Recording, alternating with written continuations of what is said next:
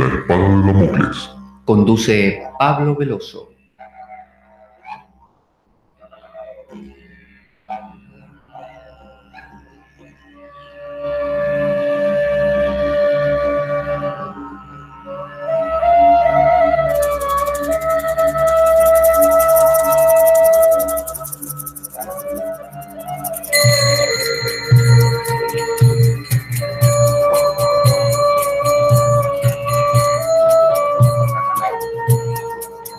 Tal como lo cortés no quita lo valiente, así lo hilarante no quita lo profundo. Y dado que la vida es un juego, aquí comienza La Espada de Damocles. La ficción más real que puedas concebir. La Espada de Damocles es un programa que por mera falta de objetividad cree ser diferente. Personajes mitológicos salidos de los más profundos avernos. Leyendas escabrosas y sin sentido.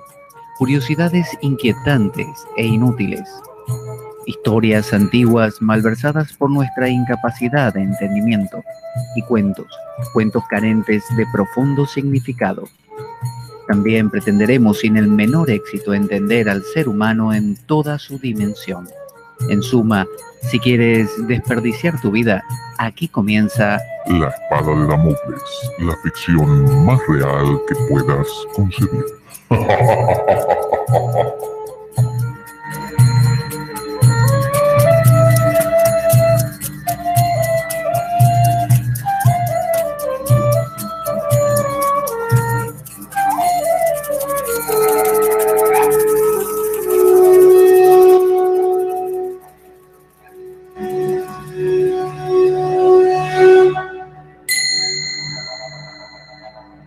La espada de Damocles.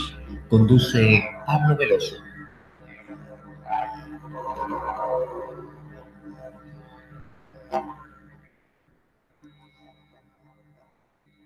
Buenas para todos. Aquí estamos en La Espada de Damocles, aquí controlando un poquito el sonido. Soy Pablo Veloso y vamos a hablar hoy nada menos que de un filósofo de allá del año 200 después de Cristo, un filósofo que nació, se estima, no se sabe exactamente, en una de las provincias romanas, la de Egipto. Este filósofo Plotino me interesa especialmente y, de hecho, tengo hace tiempo una especie de resumen para trabajarlo, cosa que no voy a utilizar hoy, sencillamente porque las citas de Plotino tienen que ver con las Eneadas. Plotino fue un filósofo que no fue cristiano y estuvo como a caballo entre el mundo griego antiguo y el mundo cristiano que empezaba a surgir, ¿no es cierto? En esa época todavía un cristianismo que no era aprobado por el Imperio Romano, pero todavía estaba ahí.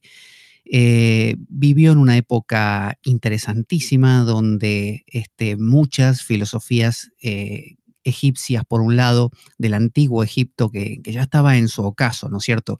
Y también filosofías de Persia, filosofías de la India, el mundo semita de ese momento que había sido como también traído a la palestra por los romanos que unificaban todo con sus conquistas, y también el propio mundo romano con su, no mucha cultura, pero aunque sea con esta capacidad de conectar, un pegamento que lo conectaba todo. Y ahí estaba Plotino, quien fue un tipo que estudió con un famoso maestro llamado Amonio Sacas.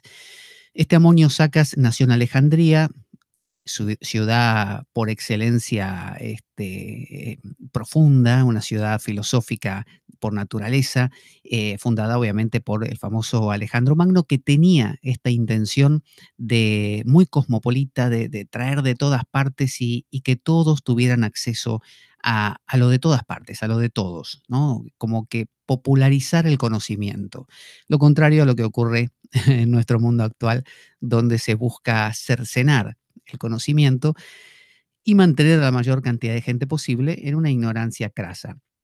Bueno, en esta época, Plotino aprendió con Amonio Sacas, luego intentó ir a Persia, quizá porque el propio Amonio Sacas simpatizaba mucho con Persia y le sugirió ir ahí. Era muy común que los filósofos griegos no solo los de después del año cero, después de la era cristiana, sino los anteriores, como por ejemplo Platón, viajaran a Egipto, por ejemplo, o a veces, como este caso, a Persia, porque eran culturas antiguas. Los griegos eran como los nuevitos, entonces no sabían demasiado, y los romanos ni hablar. Entonces, era muy común esto de me voy a, como hoy en día quien dice me voy a la India, ¿no? Solo que, bueno, hoy en día la India está bastante tergiversada también, está bastante transformada y adaptada al mundo capitalista. Es difícil hoy en día encontrar un verdadero maestro en la India que todavía tenga esa pureza. Está todo hecho hoy en día normalmente para el turista. Así que uno viaja a la India y en realidad no viajó a la India, sigue en su casa, porque ve más de lo mismo, porque está todo preparado para agradarle a la vista de uno. Entonces, intentó ir a Persia, fue con un emperador que fue a hacer una especie de incursión bélica, lo mataron al emperador en una emboscada, casi se muere Plotino, regresó, fundó una escuela, tuvo la suerte de que la esposa del emperador, vigente en ese momento, asistía a sus charlas y bueno, digamos que hasta la muerte lo que hizo fue dar charlas, básicamente, con una actitud muy trascendente, que podríamos equiparar con un San Juan de la Cruz, con una Santa Teresa de Ávila, es decir, el puro misticismo. Me interesa mucho Plotino porque nos muestra que el misticismo no es propio ni del cristianismo, ni del sufismo, ni de la filosofía griega. Es eterno, está en todas partes. Y nos muestra que un tipo del año 230 escribía las mismas cosas que va a escribir luego San Juan de la Cruz, que escribió Meister Eckhart, o que escribe un Rumi, ¿no? O un Kabir, ¿no? En otras partes del mundo, o un Shankara en la India. Entonces, vemos que a veces nos asusta un poco esto de la filosofía griega porque nos parece que es un lenguaje que solo es para los catedráticos. Y le digo la verdad, hace menos de, no sé, año y medio, no, no comprendía yo a Plotino, no me había acercado a su obra. Y poco a poco, ¿no? Entre otras cosas, con este libro que he recomendado varias veces, que es eh, Historia de los métodos de meditación no dual, por Javier Alvarado. Es un libro genial porque ahora lo tengo, bueno, lo tengo lejos para mostrarlo, pero es un libro genial porque nos muestra, nos pasea por desde lo más antiguo, desde un Pitágoras de repente, hasta los últimos cristianos de los que tenemos noticias, pero dentro de un marco siempre místico. Así que es un libro súper recomendable, un poco parecido al libro de el Emir Sola, un italiano, que hizo una especie de, creo que es una o trilogía o una cuatrilogía de justamente estas recopilaciones. Pero la ventaja de Javier Alvarado es que Javier Alvarado desarrolla los escritos de estos místicos, los explica, los trata, mientras que el Emir Sola solamente cita un montón de cosas. Entonces, decía que, por ejemplo, aquí tengo yo las Eneadas de Plotino. Una de las desgracias que tenemos en nuestro mundo actual es que las grandes obras del pensamiento, sobre todo en el mundo hispano, están descatalogadas. Yo la tuve que comprar en inglés, mire, en inglés. ¿Por qué? Porque no se conseguían en español, no las pude conseguir en español. Busqué por todas partes.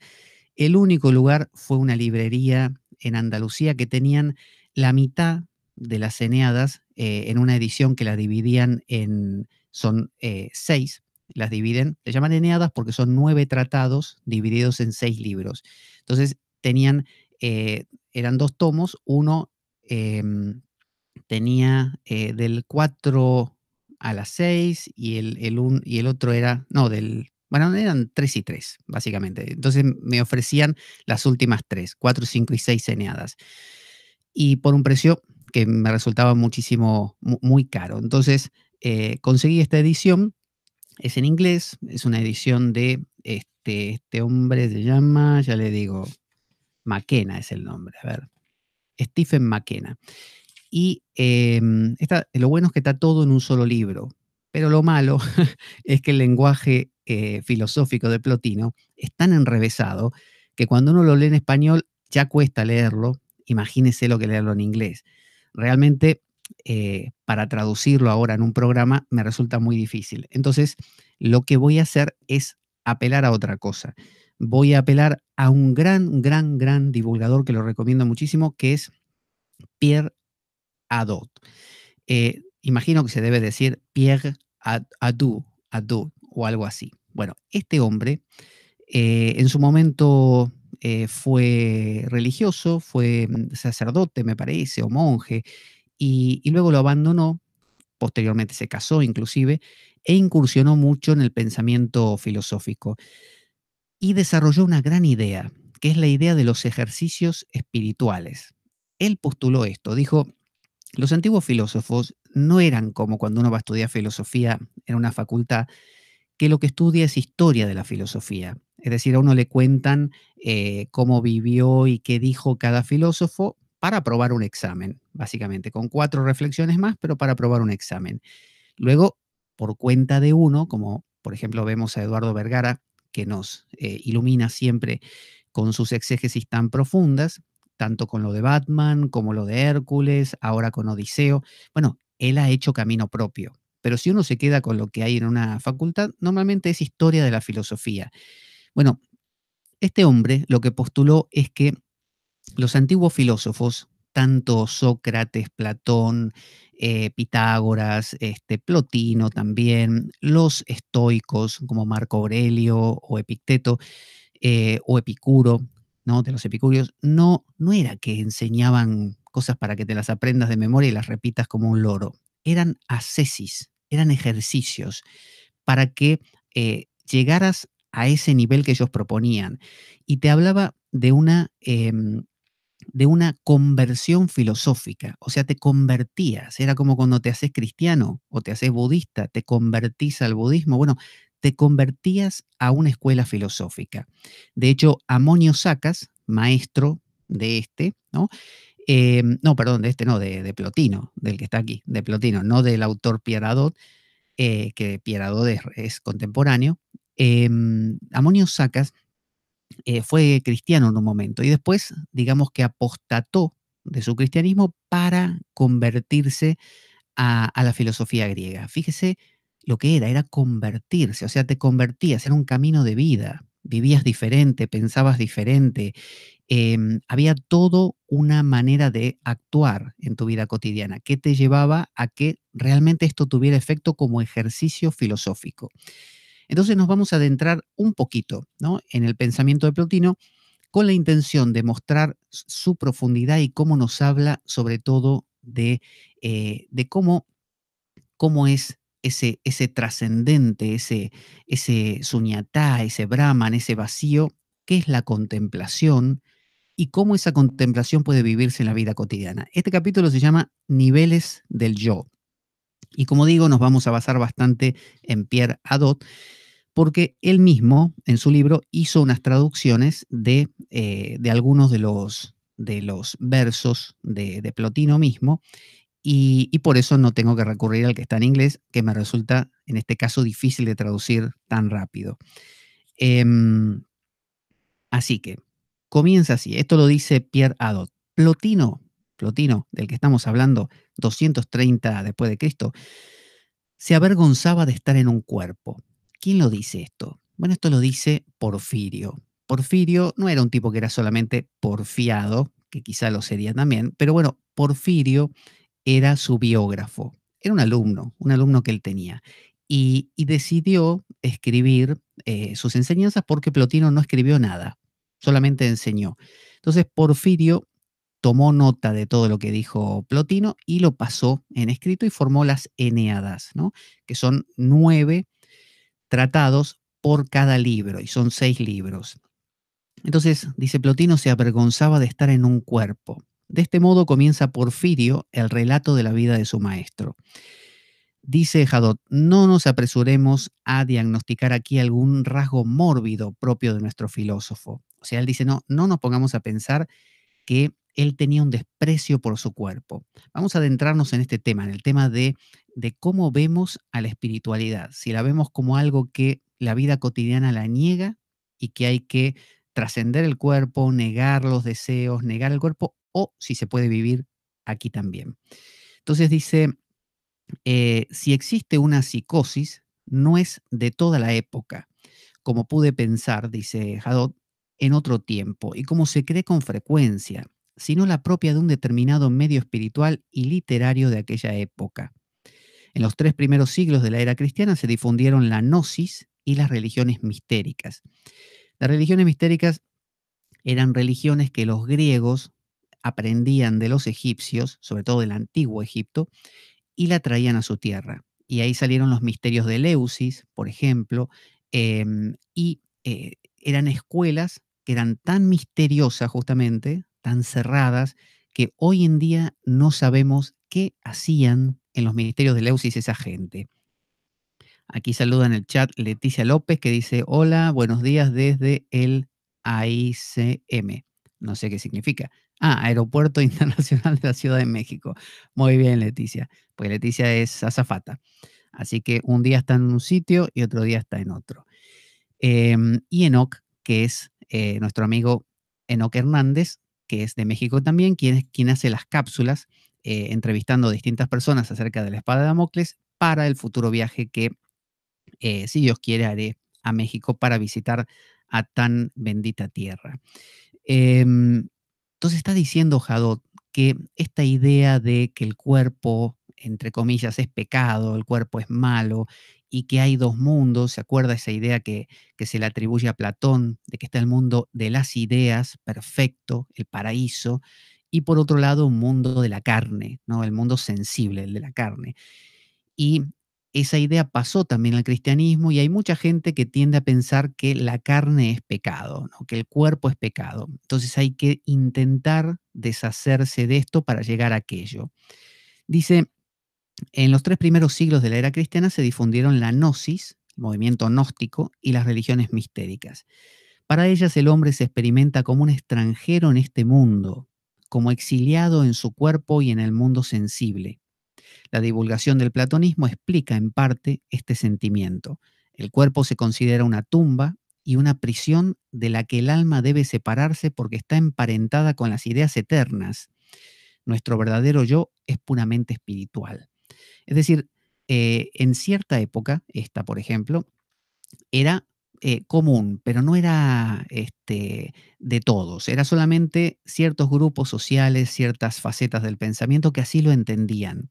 Y esto es algo que todavía hoy, y se acuerda todas estas cosas de la flagelación, ¿no? Castigar al cuerpo, porque se entiende a veces que el cuerpo es una cárcel. Y yo todavía lo veo en todo el movimiento New Age, de la nueva era, lo veo mucha gente que se dedica a la meditación y que piensa que si hace meditación, entonces vive en el espíritu y el cuerpo es algo que lo tiene que, cuanto más lo relegue y menos lo alimente, mejor. Entonces se vuelven personas que pretenden ser solo espíritu y no tener carne. Y el problema es después, cuando uno sale a la calle, ¿no? Sale a la calle y se encuentra con ese bombardeo publicitario, sensorial, y cómo hacer convivir los dos mundos. Dice, y es preciso tener en cuenta también las teologías astrales, ¿no? Todos estos cultos de las estrellas. El alma es de origen celeste, dicen estas teorías, y descendió a la Tierra en viaje estelar. Vio que muchas veces los niños preguntan a la mamá, mamá, ¿cómo llegué aquí? ¿Cómo llegué? Entonces, esto lo decía Alan Watts, por ejemplo, un pensador inglés. Esto de llegué aquí, ¿cómo que llegué? El ser humano no llega, el ser humano crece. Entonces Alan Watts decía, un niño chino, cuando le pregunta a sus padres, no le pregunta cómo llegué aquí o quién me trajo. No, dice cómo crecí. Es decir, uno no piensa que una semilla o un árbol es traído de otra parte. El árbol nace de la semilla y la semilla nace del árbol y así en un ciclo eterno. Entonces, el ser humano surge, se manifiesta, se expresa de otra cosa. No viene volando en una nave interestelar o lo trae la cigüeña y se mete el alma por la coronilla de la cabeza y anida en el corazón hasta que nos morimos y ahí sale otra vez. ¿Por dónde sale el alma cuando nos morimos? El alma no sale porque no entró. El alma es creció, es parte de una totalidad. Entonces, esta idea de una cosa metida dentro de otra genera una actitud claustrofóbica. Nos hace pensar que el verdadero nosotros está encarcelado dentro de otra cosa que no es nosotros y que tenemos que, en lo posible, romper esa cárcel. Y si es una cárcel es mala, entonces intentamos deshacernos de esa cárcel todo lo posible con el fin de ser libres. Em, y es preciso, dice, tener en cuenta también las teologías astrales, el alma, como decíamos, de origen celeste, descendió a la tierra y en el transcurso de la cual se vistió de envoltorios cada vez más toscos. Veo que en la India están estos de los shariras, ¿no? Los cuerpos, ¿no? El, ¿cómo se llamaban? El Sukshuma Sarira, que es el cuerpo sutil, el Linga Sharira, que es el intermedio, y hay uno más que ahora no me acuerdo. Ah, y el Karana, perdón. El Karana es el sutil, el Sukshuma es el burdo y el Linga es el intermedio. Y luego hay otra división en 5 cuerpos más, ¿no? Como si fueran capas de cebolla. Entonces está esa idea del homúnculo, como que somos un hombrecito metido dentro de algo.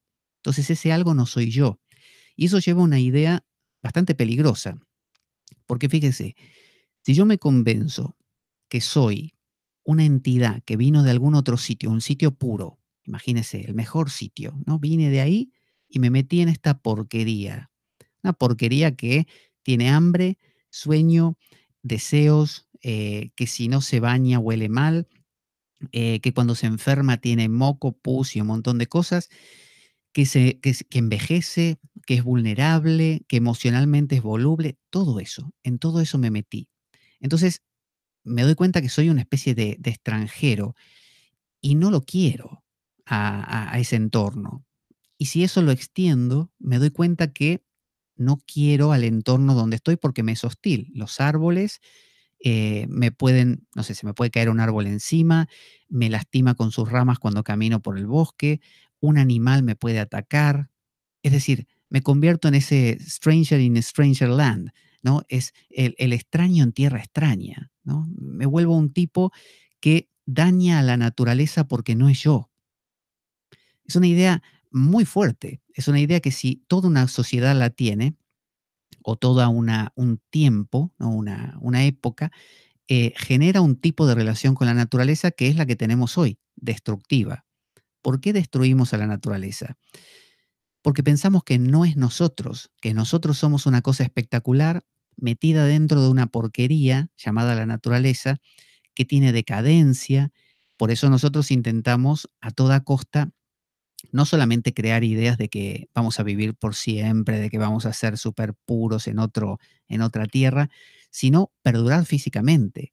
Y nos operamos y nos mejoramos y vamos mucho al gimnasio para tener esa sensación de que yo no me voy a deteriorar como se deteriora la naturaleza, porque yo soy de otro tipo de calaña.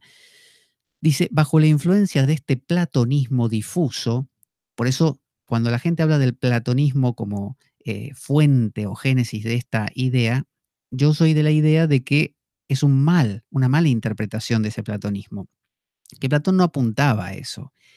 Yo no lo creo tan tonto. Un tipo que además viajó justamente a Egipto. Después de que murió Sócrates, no se quedó en Grecia. Viajó a Egipto, conoció, aprendió en las famosas casas de sabiduría de Egipto, casas de la vida, y luego volvió. Y luego escribió sus diálogos. Así que es un tipo que tenía un camino hecho. No lo creo tan tonto. Dice, bajo la influencia de este platonismo difuso, se experimenta cierta náusea hacia el hostilidad pagana frente al misterio de la encarnación. Cuando, por ejemplo, fíjese, cuando Pablo de Tarso viajó a Atenas, esto está creo que en los Hechos de los Apóstoles, empezó a predicar y venía todo bien. El tipo les iba hablando del Cristo, ¿no? Como un principio, hasta que llegó a la parte que habló de que ese Cristo se encarnó y que murió por nuestros pecados. Ahí los griegos le dijeron, hasta luego, hasta acá te escuchamos, otro día seguimos. Los griegos no podían entender la encarnación, no podían entender que un principio tan sutil se convirtiera o se metiera dentro de algo tan grosero como es el cuerpo. Entonces, ese pensamiento, que yo entiendo que no era masivo en Grecia, sino que era una mala interpretación, llevaba a la dificultad de ver aquí y ahora a esa divinidad, que es lo que Plotino enseña justamente. Plotino se distancia de ese malentendido y nos propone una especie de aquí y ahora, descubrir que eso que soy trascendente y puro, lo soy en esto que cambia, obviamente, pero que es parte, es una expresión de lo mismo. Entonces, es como lo dice el Tantra, lo que está aquí, está allí. Si está aquí, perdón, si no está aquí, no está allí. Entonces, dice, em, Porfirio, su biógrafo, lo dirá claramente. Porfirio dice, ¿cómo admitir que lo divino se haya convertido en embrión, que después de su nacimiento se lo haya envuelto en pañales, sucio de sangre, de bilis y cosas aún peores? Esa es la dificultad. Es la dificultad para todo espiritualista, para toda persona que cree en soy un espíritu puro. ¿Cómo convive, cómo caso eso con que yo todos los días voy al baño, por ejemplo? ¿Cómo puedo entender, soy un espíritu puro y hago el amor? Soy un espíritu puro y vivo en este mundo de secreciones, de secreciones emocionales también, de esa volubilidad que todo el día me está demostrando que ese espíritu puro se está perdiendo. Entonces, ¿cómo hago? Esa es la gran pregunta de la espiritualidad. Muchos lo hacen cercenando. Dicen, cortemos por lo sano, adiós cuerpo. O se van a la montaña o disminuyen sus actividades corporales hasta el mínimo posible, de manera que no haya nada que les haga acordar que no son espíritu. Entonces, no hacen el amor, casi no comen, tratan de dormir lo menos posible, todo lo que al cuerpo lo mantenga atontado. Daría igual que se tomaran un Valium y se quedaran con el cuerpo adormilado. Dice, sin embargo, los propios cristianos verán que este argumento se vuelve contra quienes, como los platónicos, creen en la preexistencia de almas en un mundo superior. Y es por esto, fíjese. Sí, continúa, a ver quién lo dice esto. No, esto lo dice Arnovio, uno de los padres de la iglesia. Dice, si como dicen las almas fueran de la raza del Señor, tanto los gnósticos como estos astrales, de cultos astrales, hablan de, no, las almas son una cosa pura, purísima, no existían ahí en ese mundo puro, pero cayeron, ¿viste? Dice, si las almas fueran de la raza del Señor, vivirían para siempre en la corte del rey y no habrían abandonado de ningún modo ese lugar de beatitud. No habrían alcanzado, por medio de un movimiento irreflexivo, estos lugares terrestres en los que habitan unos cuerpos opacos, íntimamente mezclados con los humores y la sangre, en estos odres de excremento, así describe a los cuerpos, en estas inmundas tinajas de orina. Es decir, claro, usted imagínese, usted postula que existen los espíritus puros originalmente en ese pleroma de los gnósticos, un pleroma, una pureza infinita, ¿no? El paraíso. Y viene la gran pregunta, ¿no? Así con este gesto italiano, ¿no? De ¿por qué? O sea, ¿por qué cayeron las almas? O sea, ¿por qué algo, usted está bien en un sitio, ¿no? Está perfectamente feliz. ¿Para qué se va? Si usted está bien, tiene todo lo que quiere, todo lo que necesita, está en paz, todo lo que deseamos, imagínese, todo lo que usted desea lo tiene. Es el mundo perfecto, no le falta nada, no necesita ni esforzarse, está en ese mundo de eterna perfección. Bien, si está en ese estado, ¿por qué cae? ¿Por qué se va de ahí? ¿Por qué necesita irse? Entonces, se trata un poco de esto, de esa inconsistencia. Plantear que vivíamos en un mundo perfecto y después caímos no tiene mucha lógica. Quizá tenga más lógica pensar en que en realidad crecimos, ¿no? Emergimos como una ola en el océano, emergió. La ola no vino de Marte o de Ganímedes, la ola emergió del océano. Entonces, cuando algo emerge, es diferente. Ya no es una llegada a un mundo hostil y extraño al que tengo que destruir para imponerme y que no me coma a mí. No, ahora estoy en un mundo que es yo y que puedo aprender a entenderlo, puedo aprender a dialogar con él, a convivir y a descubrir mis orígenes. Genial. Puede decirse que todas las filosofías, dice Hadot, de aquella época intentan explicar esta presencia del alma divina en un cuerpo terrestre. O sea, todas las filosofías intentaban dar respuesta a esa pregunta. Em, a ver qué ponen aquí por el chat. Vero también. Vero Islas, saludos. Saludos, buen día, Damocleanos. Bueno, bienvenida, Vero.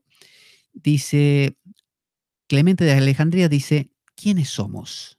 ¿En qué nos hemos convertido? ¿Dónde estamos? ¿Dónde hemos sido arrojados? ¿A dónde vamos?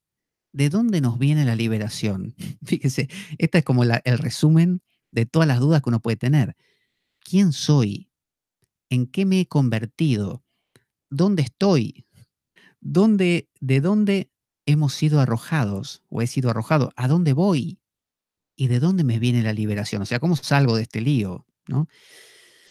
En la propia escuela de Plotino, algunos daban a esta pregunta gnóstica la respuesta del gnosticismo, cosa que a Plotino no le gustaba. Para ellos las almas, esta es la respuesta, para ellos las almas habían caído en el mundo sensible, fíjese si no le suena conocido a muchos movimientos New Age, como consecuencia de un drama exterior a ellas. Algo pasó, uno estaba en ese mundo de tranquilidad y algo se abrió una puerta y te tiraron abajo. Una potencia malvada había creado el mundo sensible, el demiurgo. Las almas, parcelas del mundo espiritual, se encontraban prisioneras en él, a su pesar. Sin embargo, al proceder del mundo espiritual, seguían siendo espirituales. Su desdicha se debía únicamente al lugar en que se encontraban. De ahí viene el encono, de ahí viene el enfado con el lugar. Me molesta este cuerpo que quiere lo que yo no quiero, ¿no? Dice, con el fin del mundo, con la derrota de la potencia malvada, su sufrimiento tocaría a su fin. Regresarían al mundo espiritual, al pleroma. La salvación era, por lo tanto, exterior al alma. Consistía en un cambio de lugar y dependía de la lucha de unas potencias superiores. O sea, era cuestión de esperar que se arregle todo y que te lleven a casa. Es como E.T., vio E.T., el de Steven Spielberg, que decía Home, que quería ir a la casa. Bueno, es una especie de sensación así. Soy el extraño en la tierra extraña. Soy el E.T., el E.T., ¿no? El bicho raro, y me siento incómodo amando, y me siento incómodo sintiendo, y me siento incómodo eh, enfermándome, me siento incómodo siendo presa del deseo, del apego, del rechazo. Em, Dice, contra esta filosofía de apariencia platónica, fíjese, de apariencia, que amenazaba con corromper a sus discípulos, Plotino reaccionará de forma apasionada en sus lecciones y escritos. Y es que la experiencia fundamental de Plotino, a pesar de los parecidos superficiales, es opuesta a este punto de vista. Como le ocurre sin duda al gnóstico, Plotino siente, incluso en el momento en que está en el cuerpo, que siempre es lo que era antes de estar en el cuerpo. En eso tiene un punto de contacto. Su yo, su verdadero yo, no es de este mundo. Sin embargo, Plotino no tiene que esperar al fin del mundo sensible para que su yo de esencia espiritual regrese al mundo espiritual. O sea que él no te propone, aguantátela, pasarlo lo mejor posible, intenta no darle mucha bola al cuerpo, que ya se acaba, no te preocupes. Con la muerte regresás a la tranquilidad. No, Plotino te decía, yo sé que soy mucho más que esto. Plotino, mire lo que proponía. Proponía que existía el uno o el bien, así le llamaba, es como el Brahman de los hindúes, el Dios trascendente sin ninguna forma. Eh, Luego, si lo íbamos, digamos, haciendo más burdo, ¿no? Solidificando, teníamos el espíritu, el nous, el espíritu. Y había dos divisiones en el espíritu. Una más cercana al espíritu, que era el espíritu que vivía en un mundo de dulzura. Es como un espíritu endulzado, ¿no? Con la golosina de estar contemplando todo el tiempo al uno. Luego había si seguías bajando, tenías el espíritu pensante. Ya se activaba el pensamiento y el pensamiento divide, ¿no? Entonces era un espíritu que miraba y sacaba sus conclusiones. Por lo tanto, esas conclusiones no tenían por qué ser igual al uno. Cuando usted opina acerca de alguien, es opinión, no es alguien nada más. Entonces, si bajabas un poco más, tenías el alma, ¿no? La psique, el alma. Esta psique, esta alma, es la mente, el pensamiento. Y más abajo estaba el soma, el cuerpo.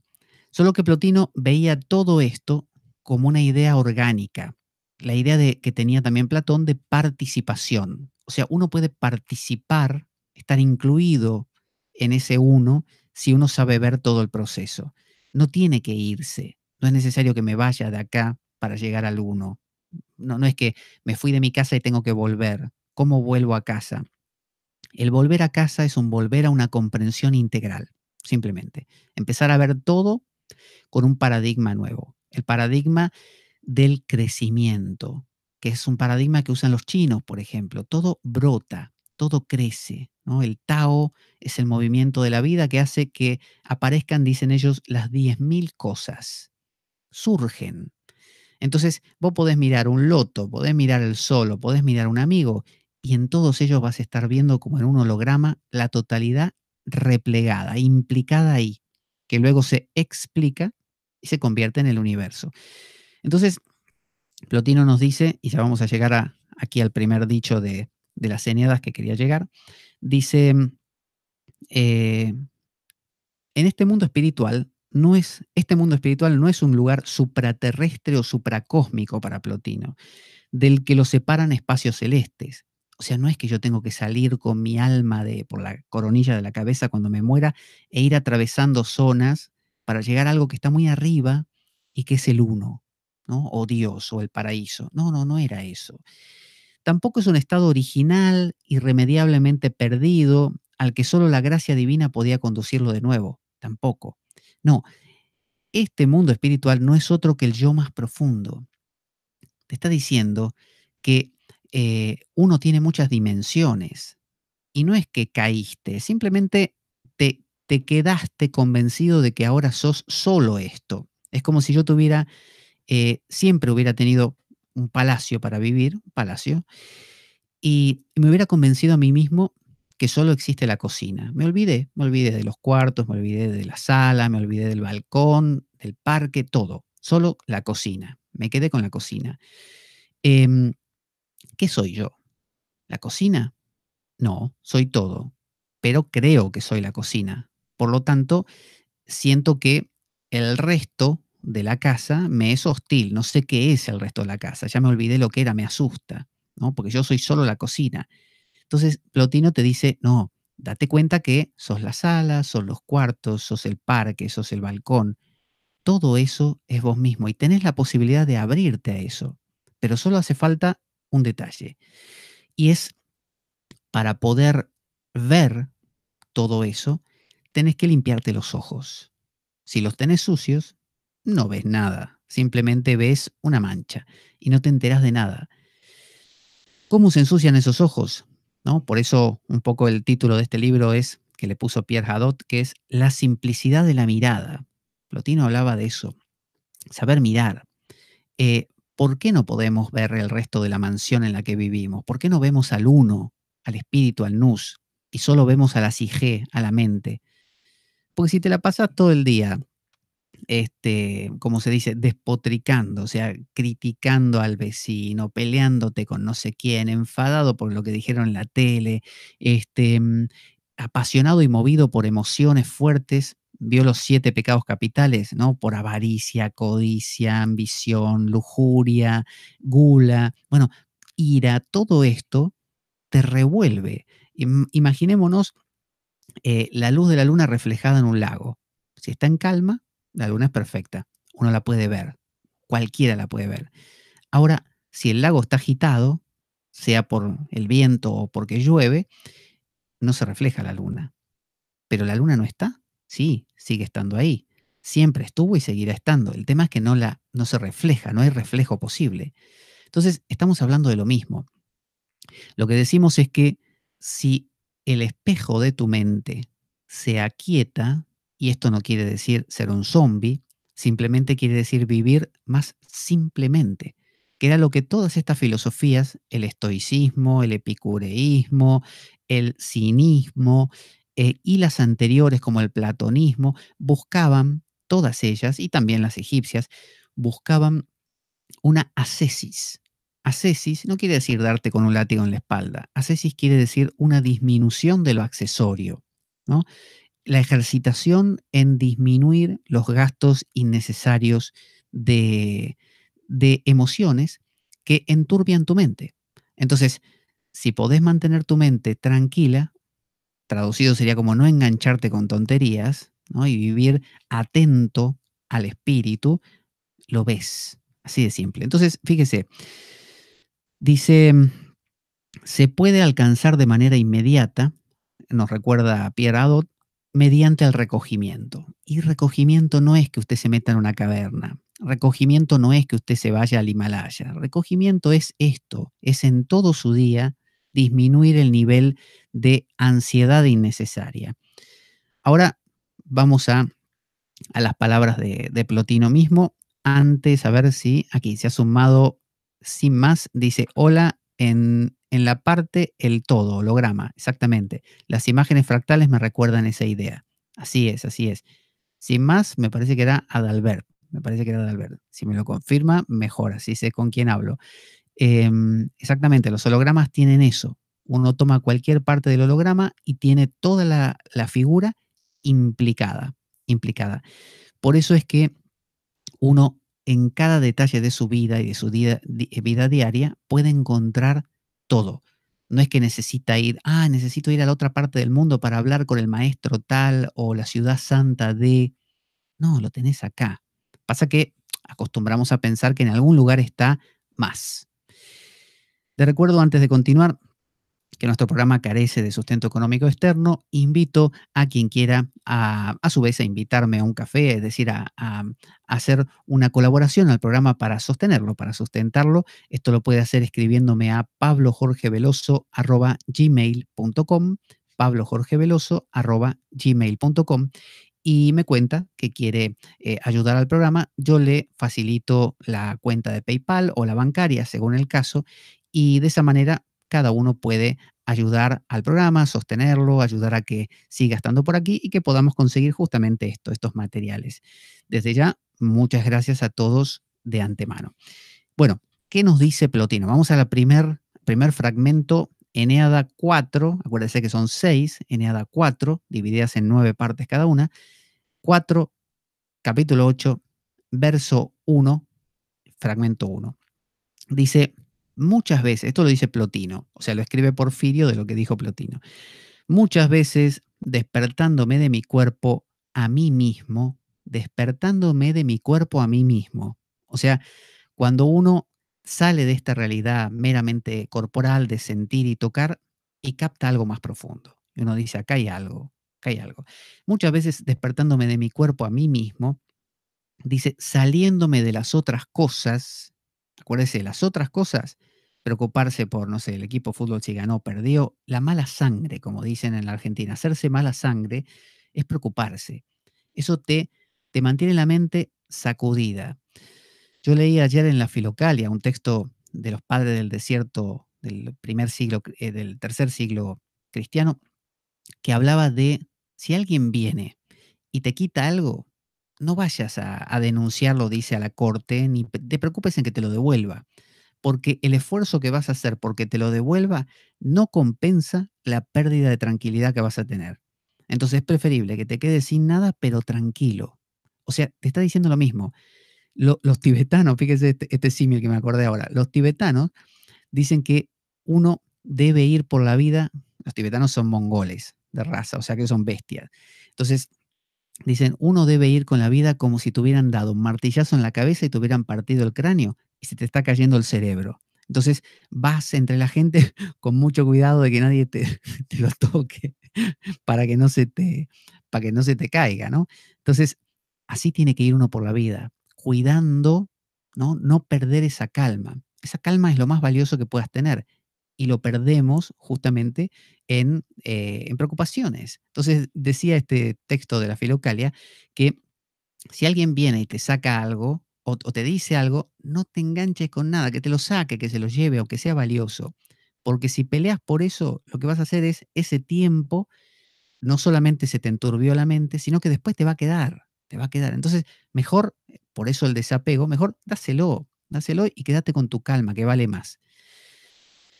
Dice, saliéndome de otras cosas y entrando en mí mismo, al contemplar entonces una belleza maravillosa y convencerme de que pertenezco a lo más alto en el mundo superior, habiendo vivido la vida más noble, habiéndome convertido en idéntico a lo divino y fijado en él, ejercitando esta actividad suprema y situándome por encima de cualquier otra realidad espiritual, cuando luego, tras esa estancia en esta región divina, desciendo del intelecto, del nous, ¿no? Del espíritu, al raciocinio, a la psique, a la mente, me pregunto, y aquí viene la cosa, ¿cómo ha sido posible? Vio que usted de repente se sienta a meditar y alcanza el estado súper paz absoluta. Uno dice, qué grande, esto es lo más. Pero luego baja. O termina de meditar y quedó en un estado algodonoso, ¿no? Un estado de algodón, y uno va por la vida, todo le da igual, y de repente se fue. Y uno dice, ¿cómo puede ser esto? Si yo obtuve eso y es lo más grandioso que tengo, ¿por qué se me va? ¿Por qué regreso a algo que no quiero regresar? Esto es lo que se pregunta Plotino en la Eneada cuarta, capítulo 8, fragmento 1, verso 1. Dice, em, dice, a ver dónde estamos, ¿cómo ha sido posible? Y también esta vez descender de este modo, ¿cómo es posible que mi alma haya llegado jamás a estar dentro de un cuerpo si ya desde que está en un cuerpo el alma es tal como se manifestó? O sea, él se pregunta, ¿cómo puede ser que uno rebote? ¿Por qué el rebote? ¿Por qué no entramos en eso y ya está? ¿O por qué no nos quedamos originalmente en eso? ¿Por qué tiene que haber esta degradación? ¿No es cierto? Degradación, la palabra misma nos dice cambiar, bajar de grado, ¿no? Dice Pierre Hadot, el autor del libro, en efecto, tenemos aquí una experiencia mística de visión de uno mismo. Está describiendo Plotino una experiencia de tantas, porque dice, ¿por qué otra vez? Él las tiene seguidos, ¿no? Pero ¿por qué bajo siempre? ¿Por qué no me puedo quedar ahí? Que es ese dilema del santo, que se dice que no es del todo santo hasta que no muere, porque siempre vuelve, siempre algo te hace acordar de que estás acá, ¿no? Dice, en la cual, dice, uno se encuentra identificado con el intelecto o espíritu divino, el nous, en un estado de belleza maravillosa, ¿no? Y en el que se es consciente de vivir en un nivel superior de vida y actividad. Todavía no se trata, está aclarando, de un contacto con el principio supremo. Acuérdese que venía la mente, ¿no? La mente, abajo está el cuerpo, la mente, el espíritu y el bien. El bien es como decir, el Dios sin forma, lo más grande que hay, ¿no? Acá Plotino está hablando de tocar el espíritu. Plotino decía que nosotros tenemos una franja de conciencia. Fíjese si esto nos suena a psicología junguiana, ¿eh? Es lo mismo. Franja de conciencia. Sos consciente de lo que sos consciente, ¿no? De lo que ves, de lo que oís, de lo que pensás, ese tipo de cosas. Si no concientizás nada más, eso es todo lo que hay el resto de tu vida. Y le tenés que dar importancia a eso porque no hay otra cosa. Entonces te empezás a pelear por tonterías. Ahora, hay un algo por arriba que hasta ahora es inconsciente, pero si te calmas, podés concientizarlo y un día decir, ¡ah! Mirá lo que había y yo no me había enterado. Está ahí arriba, siempre estuvo ahí. ¿Cómo no lo vi? ¿No? Estaba la luna. Nunca calmé el lago de mi mente, por lo tanto nunca la vi, pero ahora que la veo, y ahí pasa. Y donde la veo y estoy tan bien, ¿por qué vuelvo a la mente? Bueno, te come la inercia. Y dice Plotino que debajo nuestro, lo que sería más corporal, hay una base que es lo que Jung llamaba el inconsciente personal. Entonces, Plotino te dice, a menos que hagas consciente lo que está por encima tuyo y lo que está por debajo, tu vida es así de estrecha. Vivís en la cocina. Si realmente querés tener una vida más completa y ser feliz y por lo tanto no joder a lo que tenés alrededor, porque cuando uno es infeliz suele molestar y fastidiar a los otros, aumentás tu franja y la aumentás tranquilizando tu mente. A ver si alguien en el chat se ha animado a comentar algo. Saludos desde Portland, dice All is your get it. Es el que escribió esto. Y salúdame a Filemón. Ah, Filemón. A ver si lo tenemos por aquí a Filemón. Aquí está Filemón. Bueno, últimamente no me dejan aparecer. Yo no sé qué pasa, que no me hacen aparecer en el programa. Me han dejado de lado. No sé. Para mí que algo debo haber hecho. No, en realidad, Filemón, lo tengo en suspenso porque como estoy haciendo ahora estos directos y se me ve la cara, no puedo Poner a Filemón. Y a la vez seguir hablando yo. Entonces, no sé, estoy buscando alguna manera alternativa de cambiar, no sé, la imagen así de la cámara un momento, pero no la he encontrado. Y si no, bueno. Aparecerá a la fuerza. Ya veremos, ya veremos. Entonces dice, ¿dónde estábamos? Bueno, eso estaba diciendo que nos propone Plotino eso, buscar aumentar nuestra conciencia de lo que está por encima y lo que está debajo. Y él dice, de lo que sos consciente, eso ya es tuyo. Entonces, mientras no sos consciente de algo, es como si yo dijera, mira, tenés $1.000.000 en el banco. Cuando te das cuenta, empiezan a ser tuyos, ya forman parte de tu idea de ti mismo. Pero mientras uno no lo sabe, uno dice, yo soy un pobrecito, no los tengo, aunque los tenga, no se enteró. Dice, sin más, aparte de las cesis, hay algunas actividades que a cada individuo los llevan a estados de paz. Así es, sí. Se engloba en eso, en ascesis, una serie de prácticas, pero sí, las prácticas, sobre todo bastante sistematizadas por los estoicos, pero también por filósofos antiguos, tenían que ver con lecturas diarias, meditación, charlas, reflexión, memorización de fragmentos de textos, una serie de cosas que te mantenían, asociación con otros que están en lo mismo. Dice, en este punto Plotino alude a unos momentos privilegiados y no a un estado continuado. Se produce una especie de despertar. Veo que los japoneses diferencian entre el satori y el nirvana. Un satori, un satori es un pequeño despertar, es como que dijiste, ¡ah! Mirá lo que descubrí. Pero es una cosa pequeñita que vino, se fue, te dejó una semillita, pero no es una cosa que te cambió la vida entera. Eso es un satori. Muchos satoris, bueno, se van pegando entre sí y forman una gran isla de satoris y finalmente un archipiélago y finalmente un continente. Esa es la idea, multiplicar los satoris, ¿no? Multiplicar estos darse cuenta hasta que se conviertan en una gran manera de ser. Entonces dice, se produce una especie de despertar, algo que hasta entonces era inconsciente, invade el terreno de la conciencia. O mejor dicho, el individuo se encuentra en un estado que habitualmente no experimenta. ¿Cuánta gente nunca ha experimentado el silencio?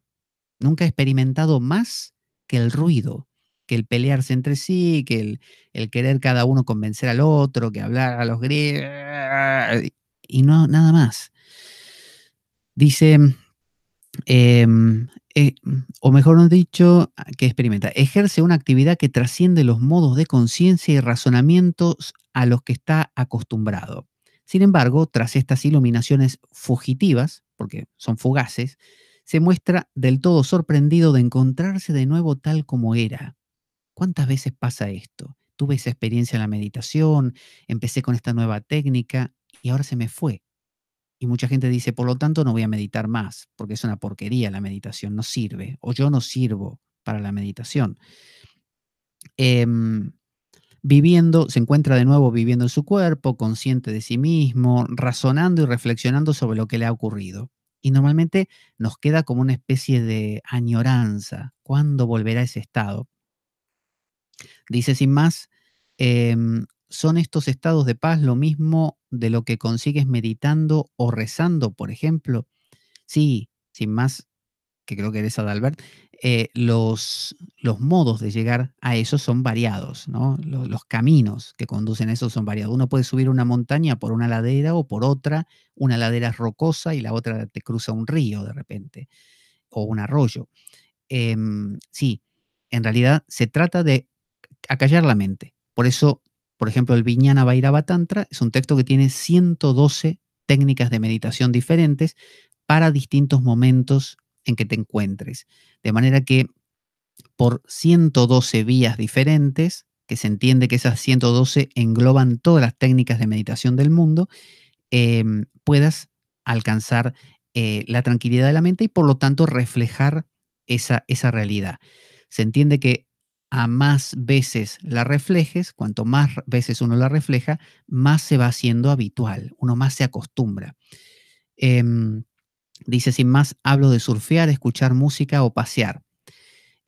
Sí, lo que pasa que, mira, hay una cuestión que la plantea Plotino y la desarrolla muy bien, que es que vos calmás la mente, ¿no? Uno calma la mente, se refleja la luna. Eso no hay duda, genial. Se reflejó la luna, tenés el estado. Si al regresar, no hay de ese estado, no hay una especie de elaboración o de paradigma que estés en una escuela de pensamiento determinada que te explique lo que viviste, como estamos hablando ahora, es todo esto, es el ser, es el nous, para vos simplemente va a haber sido un momento de calma y no se integra, no hay un integrar. Eso es lo que Plotino llamaba cultivar la virtud. Cultivar la virtud no significa ser bueno y hacer bien al prójimo y punto. Cultivar la virtud significa cuidar que la mente se mantenga, cuidarla limpia, ¿no? Como decía don Juan de Castaneda, mantener, como decía, flamante el boleto para ir a la impecabilidad. Qué buena metáfora esa. Es decir, mantener flamante, lo cuidás tu mente, ¿no? Y además tenés un trasfondo que te permite, un aprendizaje que te permite entender qué pasó y decodificarlo. Cuando a Jung se le aparecieron unos seres, unos fantasmas, lo que serían unos fantasmas, tipos que habían muerto, él tuvo dos opciones.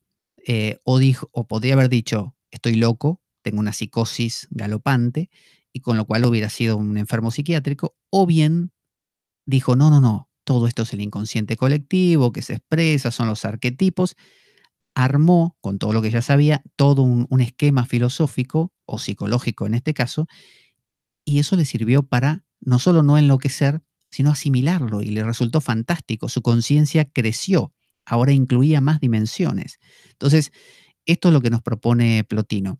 Mucha gente surfea, como dices, sin más, mucha gente se droga, mucha gente duerme todo el día, y eso no hace que uno integre, simplemente hace que la psique, la mente, esté detenida, y está el placer de mientras estoy surfeando la ola no existo, mientras estoy drogándome no existo, pero después vuelvo y tengo lo mismo, exactamente lo mismo.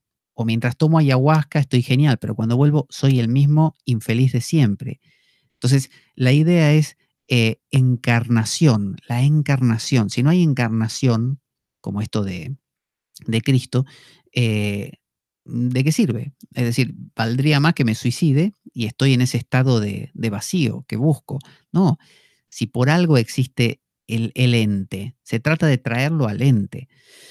Dice Zaira Patricia Molano Rodríguez, hola Pablo, llegué tarde, pero aquí estoy. Bueno, bienvenida Zaira, menos mal, aunque sea tarde, como dicen, mejor tarde que nunca. Y bueno, realmente estamos tarde porque ya estamos terminando.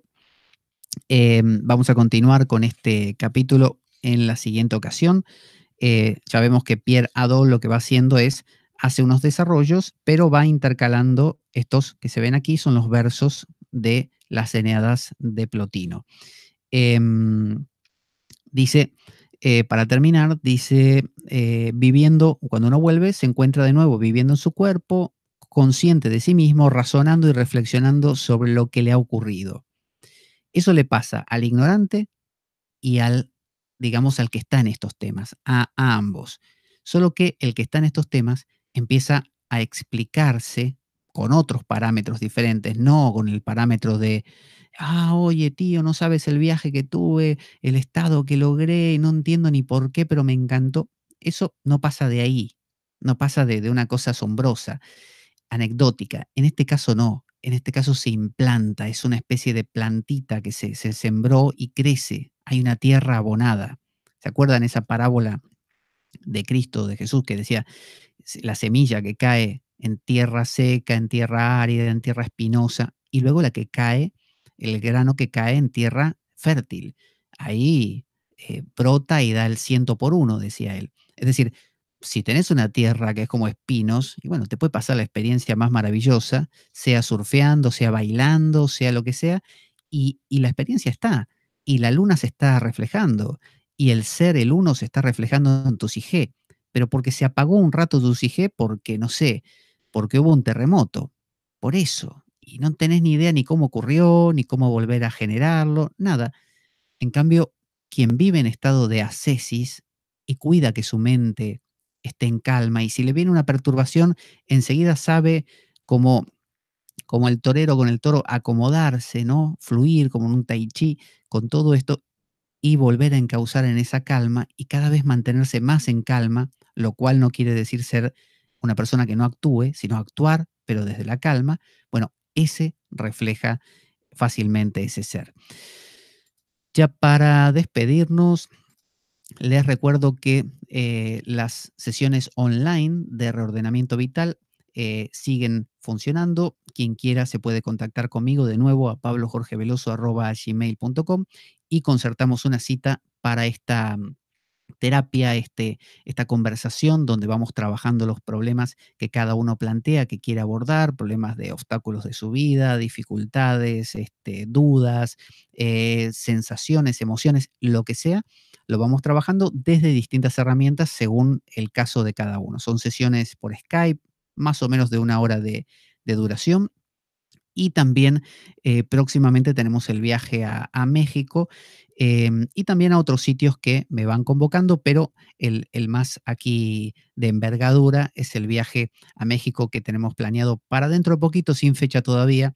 Estamos en el armado, en el montado de esto, el montaje. em, y lo que haremos será también, tal como aquí, coger una base y sobre esa base, ese autor, ese filósofo, ese místico, vamos a ir trabajando un tema para que todos nos sintamos reflejados por lo que va diciendo y lo reflexionemos en grupo, que sería reordenamiento vital, pero grupal. Pierre Hadot es lo que hemos hablado hoy, se los recomiendo. Este autor tiene varios libros, todos muy buenos realmente. Algunos difíciles de conseguir realmente, esas son las cosas tristes. En este caso es Plotino, es la simplicidad de la mirada. Este es el libro del que hoy hemos hablado. Y seguiremos con él para ver cómo este pensador no cristiano, ¿no? De primeros siglos de la era cristiana, autor, no él directamente, sino que el que compiló sus escritos fue en realidad dije que no había escrito nada, pero sí, escribió y mucho. Lo que hizo es que no publicó él nada, sino que fue Porfirio el que las armó en las famosas Eneadas. ¿Qué son estas? En español se han editado por Gredos y también una más. Hay otra editorial, que ahora no me acuerdo si es Alianza, una más, pero la verdad no se consiguen por ninguna parte. Por eso yo tuve que recurrir a esta versión en inglés, que resulta, como decía, muy difícil de traducir, por lo menos para mí, porque su lenguaje es un lenguaje bastante enrevesado ya en castellano. Cuando las leo en castellano, imagínese leerlas en inglés, es difícil. Entonces, por eso para el programa no las puedo utilizar, porque si tengo que traducir algo tan enrevesado en poco tiempo, muy rápido, voy a estar tartamudeando. Entonces, otros textos sí son más fáciles. Por ejemplo, este mismo libro en inglés sería fácil de traducir, pero no así las Eneadas mismas. Así que anímense con Plotino, es un amigo, no pasa nada, es fácil de comprender cuando lo leemos. Yo por eso recomiendo con alguien que nos va guiando, como en este caso Pierre Hadot, o Javier Alvarado, que también recomiendo muchísimo, Historia de los métodos de meditación no dual, un librazo, un librazo.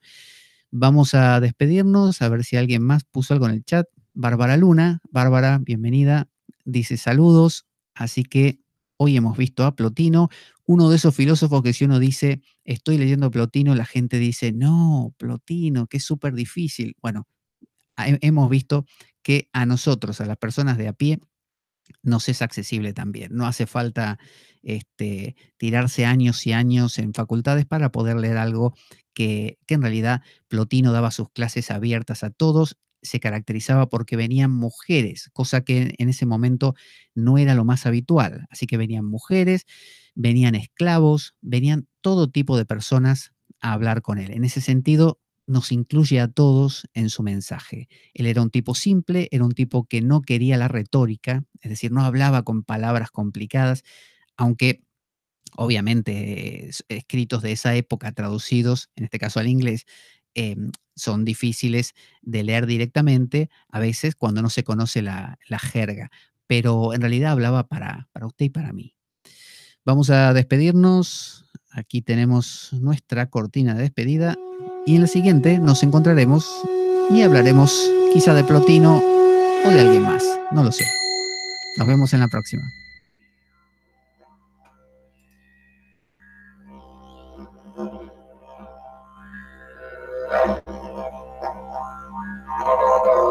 La espada de Damocles.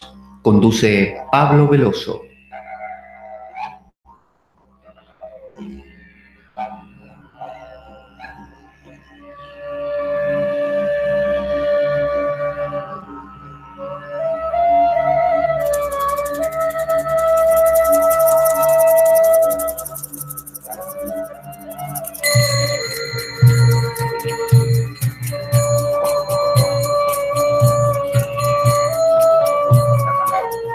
Y dado que la vida es un macabro juego, concebido por una mente perversa, únete a nosotros en nuestro próximo programa, cuando escuches las siguientes palabras. La espada de Damocles, la ficción más real que puedas concebir.